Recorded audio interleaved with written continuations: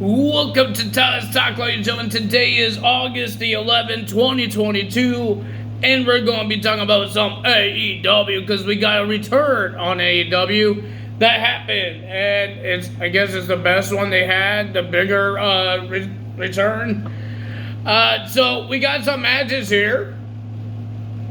We heard that the Trios tournament is going to be happening starting next week, with Rouge, Dragon Lee, and Andrade will be versus the Young Bucks and a mystery partner. Adam Page said no, he's not going to team up with them. He's going to be in the corner of the Dark Order. So, who will they choose to team with them for the Trios Championship? We will find out next week. We got Danhausen will be teaming up with AKA Eric Rowan against the Gun Club. What else we have here? I don't remember. Oh God, I got the yawns. But ladies and gentlemen, let's get to the matches right now. We got some interviews. We got some stuff like that. Things are getting personal with Jungle Boy and Christian Cage. We will get there. So first match to start off, we got the coffin match between Darby Allin and Brody King. It was a pretty decent match, but too much interfering because the House of Black came out to attack Darby Allin, and then Sting comes out from the coffin to attack the House of Black. Too many interfering. But the winner of that match was Darby Allin. Good job for Darby, getting a big win like that. When is this guy ever going to win a championship? He only won the TNT title, that's it. Then we had Andrade and Rouge will be versus the Lucha Bros in a Tornado Tag Team match. Pretty decent match, but ladies and gentlemen, at the end, Mr. Penta, was tied on the ropes, and looks like Rouge and Andrade wants to beat up Rey Fenix more. So to try to distract Andrade and Rouge, or try to get them what they want, Penta just unmasked himself. It didn't really do anything because Rouge did like a spear, I think it was a spear, and Andrade did his finisher as well to get the win. Penta just unmasked himself. Alex tried to give him a new mask, but Andrade said no, and he just throws it to the fans.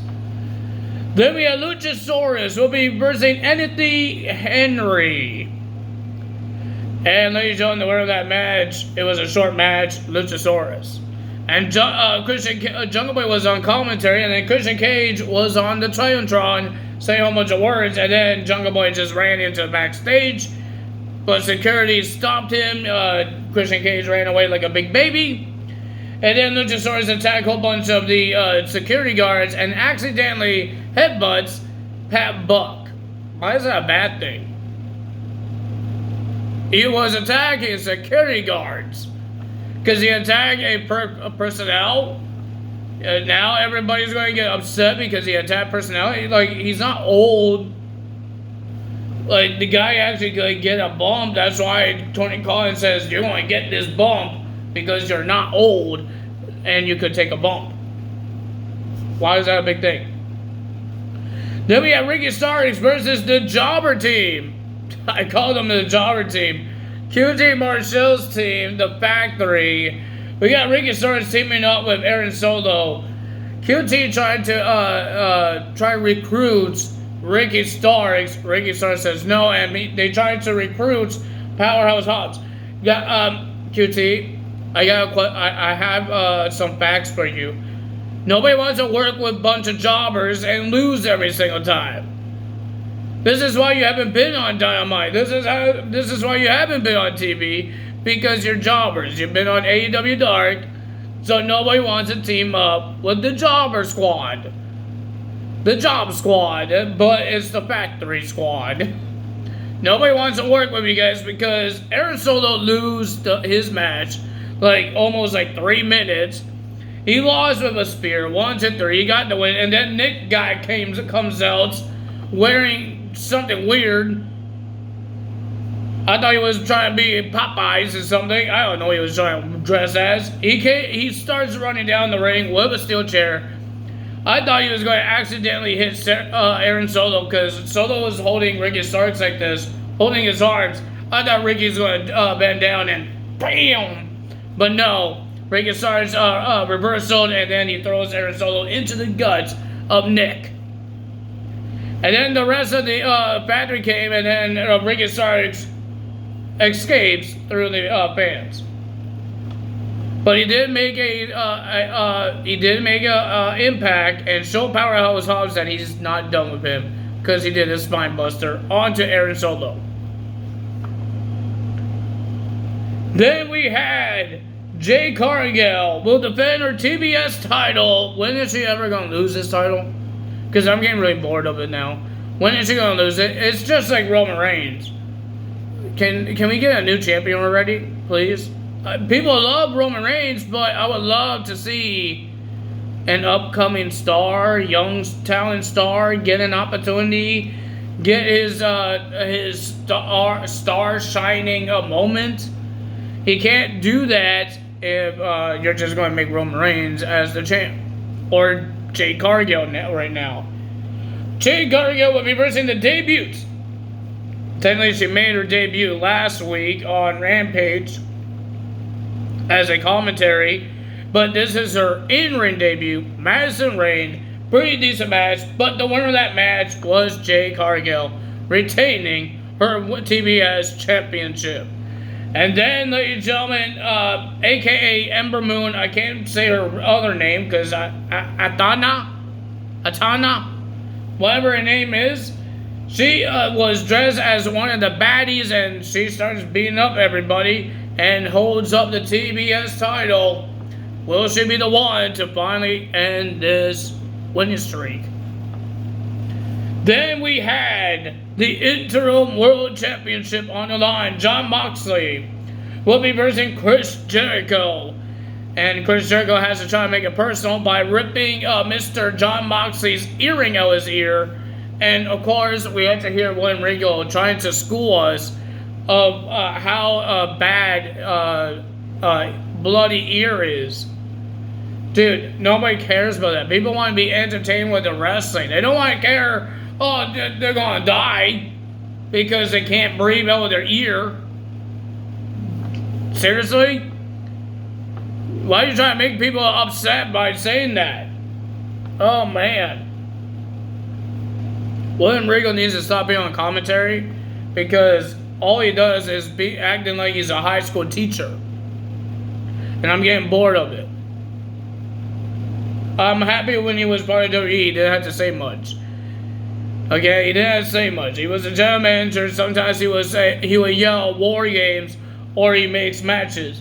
He doesn't have to try to teach us of wrestling because this is not amateur wrestling. This is entertainment, not friggin' amateur wrestling. We don't need to be taught.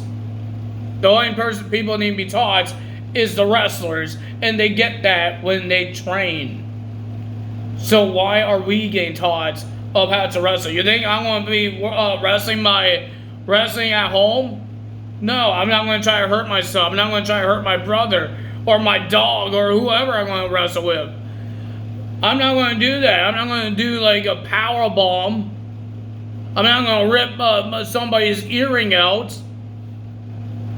Like, stop acting like a high school teacher. Start calling the match. You're a manager. You're not supposed to be a high school teacher. Please. Jesus. So we got Jon Moxley versus Chris Jericho. It was an okay match. We've seen this match before with in WWE, and it doesn't feel like it's any different. I'm sorry to say, but it didn't feel like any different. One bit. They've been doing the same thing over and over. Chris Jericho been doing submissions. Jon Moxley. The only difference is that Jon Moxley was doing submissions now, not doing his strikes and his craziness thing. So all that stuff. But ladies and gentlemen, the winner of that match, and still your interim world champion, Jon Moxley. And then we got Sammy Guevara and Chris Jericho attacking Jon Moxley. until Eddie Kingston. The Blackpool Combat came out, and Ortiz came out to try to attack the JAS, and then the rest of the JAS came out to attack the Blackpool Combat and Jon Moxley and all that stuff. And then, ladies and gentlemen, when Chris Jericho was about to hit Jon Moxley with the world title, CM Punk made his return to attack the JAS, knocking them out. They all ran like a big babies, bunch of big babies. And then we got a stare down between CM Punk and Chris Jericho.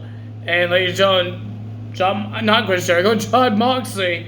Jon Moxley just sticks the middle finger at CM Punk and walks away. Will we see that as our main event for the World Championship at All Out? We will find out maybe in a couple weeks. But that's all for me today. Tyler is out. If you guys enjoyed this video, hit the like button, leave a comment below, hit the subscribe button, hit that notification bell.